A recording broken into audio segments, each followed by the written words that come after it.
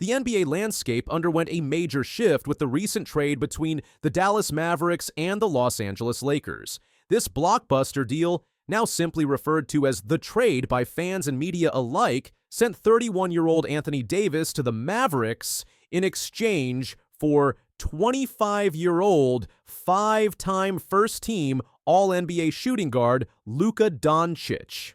However, the initial excitement surrounding this monumental trade has quickly given way to concern as both teams face unexpected challenges in the aftermath of the deal. Luka Doncic's transition to the Lakers has been far from smooth, primarily due to ongoing injury issues. The Slovenian superstar continues to struggle with a left calf strain that plagued him during his final days with the Mavericks.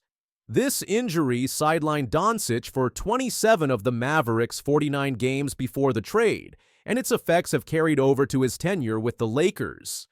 Upon joining his new team, Dončić was forced to miss his first 3 games as a Laker. He finally made his debut in a 2-game series against the Utah Jazz on February 10th and 12th. However, his playing time was severely restricted, with Dončić limited to just 23 minutes in each of those games.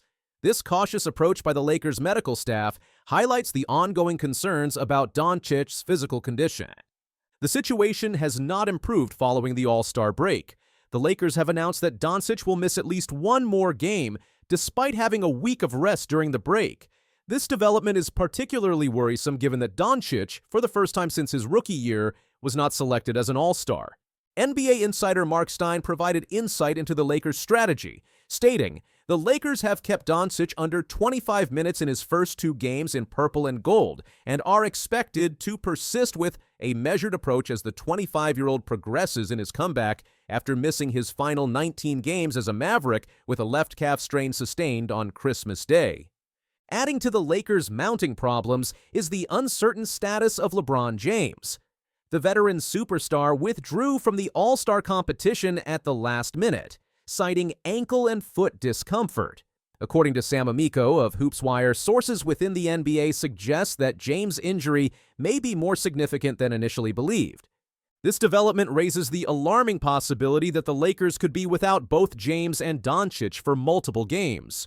Such a scenario would severely impact the team's performance and potentially jeopardize their playoff aspirations and championship hopes for the season.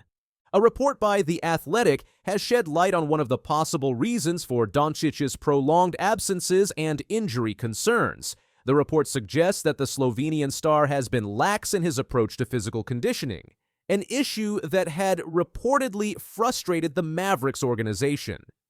According to The Athletic, the Mavericks had grown increasingly concerned about Doncic's conditioning and off-court habits. In one instance, the team reportedly sat Dončić for 5 consecutive games in November, officially listing the reason as a right wrist sprain. However, team sources revealed that this injury classification was not entirely accurate, and the real purpose of the time off was for Dončić to improve his conditioning. The report further states that Mavericks officials became so worried that Doncic's body would break down possibly sooner than anyone would suspect that they made the difficult decision to move on from someone who could still one day be a league MVP. This revelation suggests that the Lakers may have inherited a significant problem that the Mavericks were no longer willing to manage. Doncic's approach to conditioning now becomes a critical issue for the Lakers to address if they hope to maximize his potential and protect their substantial investment in the young star. In an effort to build around Dončić and address the team's needs, the Lakers attempted to acquire center Mark Williams from the Charlotte Hornets. This move was intended to provide Dončić with a reliable lob threat and improve the team's interior presence. The Lakers were prepared to part ways with Dalton Knecht and Cam Reddish to secure Williams' services. However, the trade was rescinded after Williams failed his physical examination. According to insider reports, the Lakers identified multiple issues during the assessment, ultimately deciding to back out of the deal. Despite this setback, Dončić has maintained a positive outlook. He stated, "At the end of the day, this is our team. This is the team we have, and we're going to show we can do everything." NBA insider Mark Stein reported that there has been no tangible dismay from Dončić or his camp regarding the failed trade. Sources indicate that Dončić understood it might take until the summer to make significant roster additions, and was impressed by how swiftly the Lakers initially moved to address the team's needs. Following the unsuccessful attempt to secure Williams, the Lakers quickly shifted gears and signed veteran big man Alex Len. While Len may not generate the same excitement that Williams would have brought, he serves to address the front court gap left after Anthony Davis's departure to Dallas. In his limited playing time with the Lakers, Doncic has shown flashes of his potential, but has yet to reach his usual level of production. In his first 2 games with the team, he averaged 15 points, 4.5 rebounds, and 4.0 assists in 23.5 minutes per game. Dončić acknowledged his rustiness, stating, "Obviously today I felt a little bit rusty. 2 games in after my injury turnovers, missed free throws, so I gotta do way better. But now we're approaching this break, so we gotta rest." I think we can go very far. Obviously, today I felt a little bit rusty.